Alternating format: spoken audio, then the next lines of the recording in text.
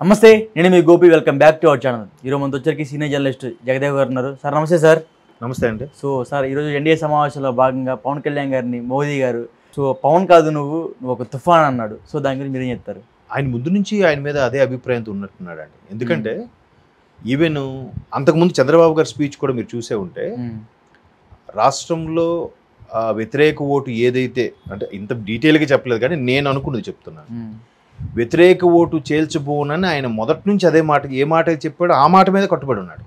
ఎంత కట్టుబడి ఉన్నాడంటే, అంటే ఎందుకు ఈ మాట అంటున్నానంటే, ఈరోజు ఇంత అఖండ విజయానికి కారణం పవన్ కళ్యాణ్ గారి డెసిషన్ కూడా ఒక రీజనే. ఇంకొకటి టీడీపీ మేనియా. చంద్రబాబు గారు విజనరీ, ఇటువంటి లీడరు మనకి మళ్ళీ అనవసరంగా 19లో మిస్ చేసుకున్నామే అనే ఒక ఫీలింగ్ కూడా వచ్చింది. దాని తర్వాత పవన్ కళ్యాణ్ గారు ఇలాగా మూడో స్థానము ప్రభుత్వ వ్యతిరేకత కూడా, భయంకరమైన వ్యతిరేకత రావడం కూడా వీళ్ళకి అడ్వాంటేజ్ అయిపోయింది. ఓకే, అంటే మొదటి ఒక 4 భాగాలు వేస్తే 2 భాగాలు టీడీపీకి వచ్చింది, ఒక భాగం పవన్ కళ్యాణ్కి ఇస్తే మిగిలిన భాగం వ్యతిరేకత దీనికి ఇంకా ఇమేజ్ పెరిగిందన్న అర్థం, అంతే కదా. అట్లాగా సో పవన్ కళ్యాణ్ గారికి అసలు ఒక్క సీట్ లేదు, ఏమీ లేదు. ఆయన గుర్తుకి ఎంత ఇబ్బంది పడ్డాడబ్బా. అదేంటది ఇండిపెండెంట్కి ఇచ్చేశారు. అక్కడ ఎక్కడైతే పోటీ చేస్తున్నారో ఆ నియోజకవర్గాలు తప్ప మిగతా నియోజకవర్గాలు ఇచ్చుకోవచ్చు. ముందు మీకు గుర్తు కేటాయించాము, తర్వాత కేటాయించలేదు, రకరకాలుగా కదా. ఇన్ని అయినా కూడా, ఎన్ని హడ్డిల్స్ వచ్చినా కూడా, ఎన్ని విమర్శలు, ఆఖరికి ఆయనకి కనీసం ఒక్క సీటు కూడా గెలుచుకోనప్పుడు, గెలిచిన ఒక్క సీటు కూడా వేరే పార్టీలోకి వెళ్ళిపోయినప్పుడు కూడా ఎక్కడా కనబడిని ఆ సామాజిక వర్గ నేతలు పెద్ద లేఖలు మళ్ళీ మాకు అధికారం వస్తే ఎన్ని సీట్లు ఇస్తారు, ఎన్ని మంత్రి పదవులు ఇస్తారు, మా స్థానం ఏంటో చెప్పండి, మా నేతకి డిప్యూటీ సీఎం ఇస్తారా, లేదా 3 ఏళ్ళు మీరు ముఖ్యమంత్రి ఉండి 2 ఏళ్ళు మా వాడిని ముఖ్యమంత్రి చేస్తారు, ఇట్లా ఒక్కొక్కరు. అంటే ఊరికే రెచ్చగొట్టే ధోరణి. విడిపోవాలి. టీడీపీ జనసేన విడిపోతే మళ్ళీ క్రాస్ ఓటింగ్ అయిపోతుంది, మేమే గెలిచేస్తాం మొన్న ఇక తెలంగాణలో జరిగినట్టుగా. సో ఇంకా అలాగా ఒక రకమైన ఆలోచనతో ఎట్లాగ రెచ్చగొట్టాలో ఎన్ని అన్నారో తెలియదు. దత్తపుత్రుడు అన్నారు, 4 పిల్లలన్నారు, చంద్రబాబు రాసిన స్క్రిప్టే రాస్తాడన్నారు, వీడికి అది మోరల్ వాల్యూసే లేవన్నారు, త్రివిక్రమ్ గారు స్క్రిప్ట్ ఇస్తారన్నారు. ఇదేంటి వీళ్ళందరూ వ్యాపారాలు చేసుకోవచ్చు కానీ ఈయన సినిమాల మీద మళ్ళీ అంటాడు, అటొక్కాలు ఇటొక్కాలు అంటాడు, ఈయనకి చిత్తశుద్ధి లేదన్నారు. ఒకటి కాదండి, ఎన్ని చెప్పారండి. ఆఖరికి ఆయన కాంప్రమైజ్ అయ్యి సర్లే రాష్ట్రం కోసం రాష్ట్ర ప్రజల కోసం నేను ఇబ్బంది పడుతున్నానని చెప్పి మీరు కొద్దిగా సంయమనం పాటించండి అని చెప్తున్నప్పుడు కూడా కొంతమంది లాస్ట్ మూమెంట్లో కూడా టికెట్ ఇవ్వలేదండి, అబలే వెళ్ళిపోయిన వాళ్ళు ఎంతమంది.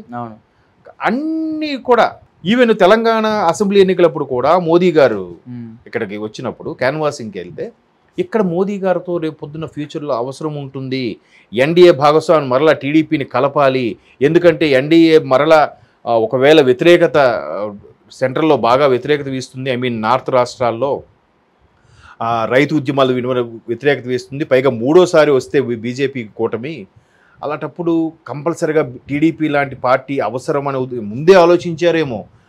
బీజేపీతో అలా గట్టి పెట్టుకుని ఉన్నారు. తెలంగాణలో కూడా ఏదో బీజేపీతో పొత్తుతో భాగంగా ఒక 8 స్థానాలు ఏదో పోటీ చేశారు, నామకే వస్తే 8 స్థానాల్లో 3-4 స్థానాల్లో క్యాన్వాసింగ్ వెళ్ళారు, మిగతా స్థానాల్లో క్యాన్వాసింగ్ కూడా వెళ్ళలే. అలాంటి సందర్భాలు కూడా నరేంద్ర మోదీ గారు పిలిచి పక్కన కూర్చోబెట్టుకొని మేరా సాత్ పవన్ హాయ్ అన్నారు. దాన్ని కూడా మళ్ళీ ట్రోల్స్ చేశారు, మేరా సాత్ పవన్ హాయ్ అని. దాన్ని ఎటకారంగా బ్రహ్మానందం గారు ఇవి పెట్టేసి నవ్వించి పెట్టి, పవన్ అంటే ఉత్తి గాలి ఏం లేదు, వీడి వల్ల ఉపయోగం ఏంటి, నరేంద్ర మోడీ ఏంటి ఈయన నమ్ముతున్నాడు, ఈయన పక్కన కూర్చోబెట్టుకున్నాడు ఏంటి, రకరకాలుగా మరి ఈయన చెప్పలేము. ఒక్క సీటు కూడా ఈయనేందబ్బా పవన్ హాయ్ అని చెప్పి ఎటకారం, ఇట్లా రకరకాలుగా జరిగింది. అన్నిటికీ ఓర్చుకున్నాడు ఆయన, ఏమీ మాట్లాడలే. ఈవెన్ పిఠాపురంలో పోటీ చేసిన వంగ గీత గారు విమర్శించారు కానీ ఈయన మాత్రం ఆయన విమర్శించలే, ఒక్క మాట కూడా అనలే. ఈమె ఒకప్పుడు అన్నగారి పార్టీ పెట్టినప్పుడు అందులో ఆవిడ ఒక మహిళా నాయకురాలుగా ఆవిడ సమర్థత నాకు తెలుసు, నేను అందుకే మాట్లాడను కూడా ఒక మాట అన్నాడు. ఈవెన్ రోజా గారు ఆయన ఒక నాయకుడా, గాడిదకి వచ్చినట్టు 50 ఏళ్ళు వచ్చాయి, ఎన్ని పదాలు వాడింది ఆవిడ. అయినప్పటికీ ఆయన ఏమన్నాడు పవన్ కళ్యాణ్, రోజమ్మ నువ్వు కూడానా అని అన్నేసాడు, ఆపేశాడు తప్ప ఏమనలే. అంటే నువ్వు కూడా నన్ను అనేసేదానివి అయిపోయావా తల్లి అన్నట్టుగా భావంతో మాట్లాడే తప్ప ఆవిడ కూడా ఏమన్నా. ఎంతమంది ఆడొక సన్నాసి, ఆడొక వేస్ట్ ఫెల్లో, ఆడికే దిక్కు లేదు అని ఇలాగ మాట్లాడారు. కావాలని ఆయన సినిమాలకు వచ్చేసరికి 10 రూపాయల టికెట్లు పెట్టడం, ఎన్ని చేశారబ్బా.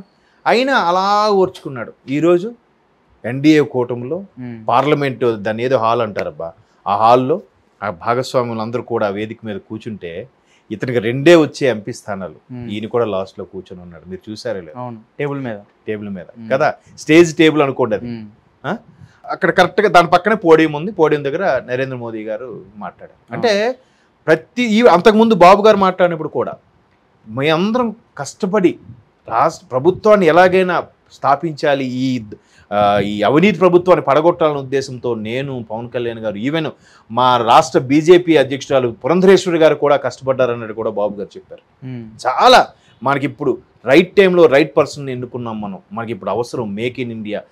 రాబోయే రోజుల్లో ప్రపంచ దేశాల్లో 5వ ఆర్థిక వ్యవస్థగా భారతదేశం ఇప్పటికే అవతరించింది. ఇంకా రాబోయే 5 ఏళ్ళలో 1-2 స్థానాలకు వెళ్ళినా ఆశ్చర్యపోనక్కర్లేదు మోదీ గారి నాయకత్వం అని చెప్పి బాబు గారు చెప్పారు. ఆయన కూడా పవన్ కళ్యాణ్ గురించి మెచ్చుకున్నారు. అంటే అంటే ప్రధాని మోదీ మెచ్చుకున్నాక ఇంకేముందండి అల్టిమేట్ది చెప్పండి. అవును కదా. ఆయన ఇప్పుడంటే కూటమిలో ఉన్నాడు, మెచ్చుకున్నాడు అనుకోండి. ఇంతలో ఏమి ఒక్క సింగిల్ సీటు కూడా లేను. మీరే చెప్పినట్టున్నారు కదా, ఆయన ఒక ఎమ్మెల్యే ఏమీ లేవు సార్ ఆయనకని. ఏవో పంచాయతీ ఏవో ఉన్నాయని కానీ ఇవి ఏమి లేవు సార్, అంతే కదా. అలా నిజంగా అంత మెజారిటీ ఉంటే ఆ గ్లాస్ గుర్తు అప్పుడే కన్ఫర్మ్ అయ్యేది కదా. అవేం లేక కదా ఆయనకి ఎంత ఇబ్బంది పెట్టారు. ఎమ్మెల్యేలు ఒక ఎంపీ వేస్తే గ్లాస్ గుర్తు కన్ఫర్మ్. ఇప్పుడు కన్ఫర్మ్ అయిపోతుంది అది. పైగా మోదీ గారు పక్కన కూర్చున్నాడు అబ్బా. మళ్ళీ ఇవాళ కూడా మోదీ గారు నిలబడితే పక్కనే ఉన్నాడు ఆయన. పవన్ అంటే ఒక గాలి కాదు, అదొక తుఫాను, ప్రభంజనం అనే అర్థంలో ఎంత బాగా మాట్లాడాడంటే. అంటే దాన్ని ఏమంటారు, నవ్విన నాపుచేనే పండుతుంది అన్నట్టుగా ఎన్నో భరించాడు. మీరు నిన్న పవన్ కళ్యాణ్ గారు ఆ ఫ్యామిలీతో వీడియో కూడా చూస్తే చాలా చాలా ఎమోషనల్ అయిపోయారు అందరూ, అంతే కదా. చెప్పులు ఇప్పి అన్నగారు కాలు మీద పడ్డాడు. ఎందుకు పడ్డాడు చెప్పండి? అంటే అన్న దైవంతో సమానం. దైవం అది ఇది ఎలాగో కామన్. అది ఏ సభలో కూడా ఆయన ఏం చెప్పాడంటే, నాకు అన్నయ్య వదినే తర్వాత తల్లి తండ్రి కూడా, నేను ఇంటికి చిన్నవాడు అవడం, నేను ఏదైనా ఫ్రీడంగా మాట్లాడడం కూడా వదిన గారు అన్నయ్యకి చెప్పేవాడు, వాళ్ళే చెప్పారు. ఇప్పుడు పవన్ కళ్యాణ్ గారికి ఎంత ఇమేజ్ కారణం ఏంటి? సినిమా. ఆ సినిమా భిక్ష పెట్టింది. సినిమాలోకి ఎలా వచ్చాడు ఆయన? మెగాస్టార్ తమ్ముడుగా వచ్చాడు కదా, అంతే కదా. తర్వాత ఈయన సొంత మేనియా క్రియేట్ చేసుకున్నది వేరే విషయం, బట్ బేజం మాత్రం మెగాస్టార్ కదా. సో అందుకే అన్నయ్య అంటే అంత రెస్పెక్ట్. తండ్రితో సమానం. ఏజ్ గ్యాప్ కూడా ఎక్కువ, ఇద్దరికి ఇంచు దగ్గర 18 ఏళ్ళు ఎంతో తేడా ఉంది.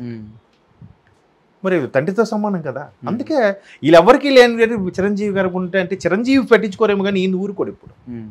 సో మొత్తానికి ఆయన చెప్పాడు కదా, నేనైతే చాలా సందర్భాలు చిరంజీవి గారు, నేను తగ్గిపోయాను కానీ తమ్ముడు అలా కాదు, గెలిచేదాకా వదలడని కూడా చెప్పాడు చాలా ఆడియో ఫంక్షన్లో మెగాస్టార్ చిరంజీవి.